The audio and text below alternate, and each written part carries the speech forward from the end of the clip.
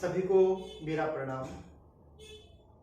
आज दशहरे का पावन अवसर है। आज की इस पुण्य तिथि में लंका पति रावण का नाश करके श्री रामचंद्र जी ने एक नया कीर्तिमान स्थापित किया था और इस दिन को प्रत्येक वर्ष हम लोग रावण दहन करके बुराई पे अच्छाई की जीत के रूप में बड़े हर्ष और उल्लास के साथ मनाते हैं।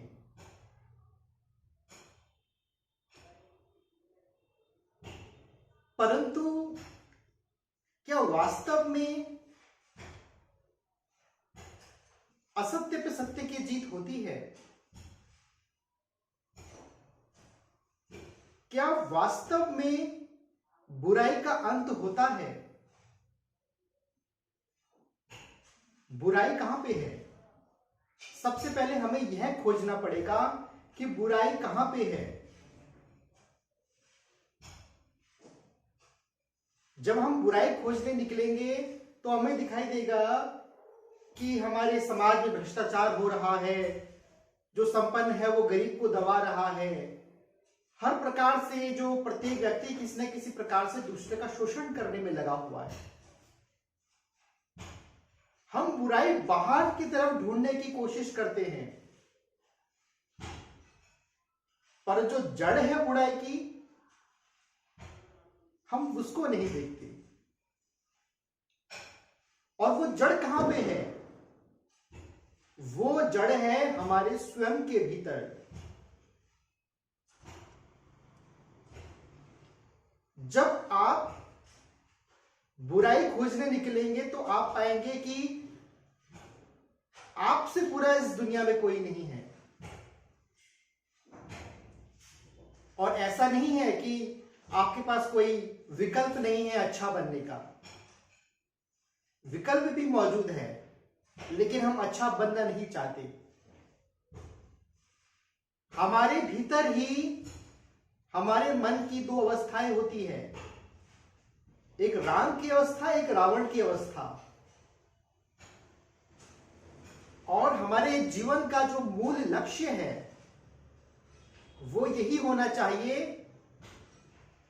कि रावण की अवस्था में जो हम लोग जी रहे हैं उससे ऊपर उठकर हमें राम की अवस्था तक पहुंचना है। हमें रावण के चरित्र को त्याग कर हमें राम के चरित्र को अपनाना है। अभी जो हम लोग हैं रावण के चरित्र को जी रहे हैं। रावण का चरित्र क्या है? रावण का चरित्र यह है कि वो ज्ञानी है, वो सब जानता है, लेकिन सब जानकर भी वो बुराई में लिप्त है। वो अहंकार में डूबा हुआ है। उसको अपने ज्ञान का अभिमान है, उसको अपनी शक्ति का अभिमान है। और अंत में देखा गया कि उसी अहंकार के कारण उसका पतन हुआ, उसका अंत हुआ। इतना ज्ञान होने के बावजूद एक छोटा सा भी, छोटी सी बुराई भी आपको नीचे लेके जाने में काफी है वो। इसलिए हमारा मन जब निचले तल पे गिरता जाता है तो रावण का तत्व हमारे ऊपर हावी हो जाता है। हम रावण बनते चले जाते हैं।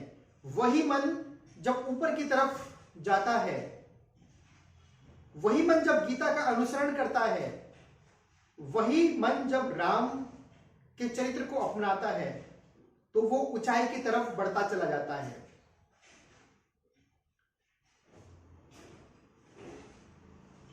रावण का चरित्र क्या है? रावण का चरित्र है वो आसक्तियों से घिरा हुआ है। मैं और मेरा का भाव है उसके भीतर।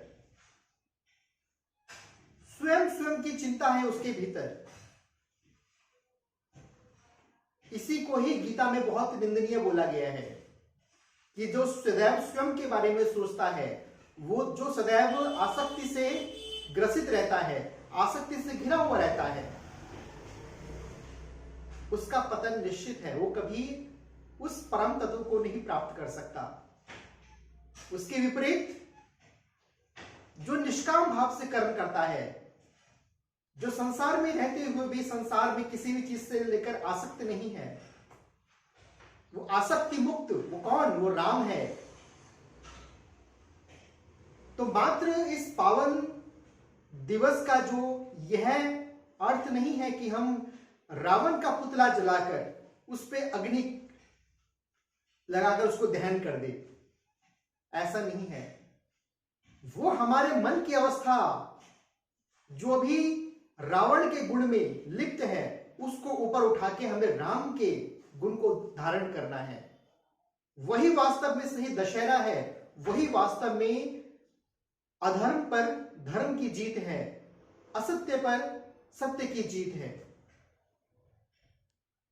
तो मैं आशा करता हूं हमारे शास्त्रों में, हमारे वेदों में, उपनिषदों में जो भी मार्ग बताया गया है, जिस प्रकार के भी नियम बताए गए हैं, आप सभी लोग उसको अपने जीवन में धारण करेंगे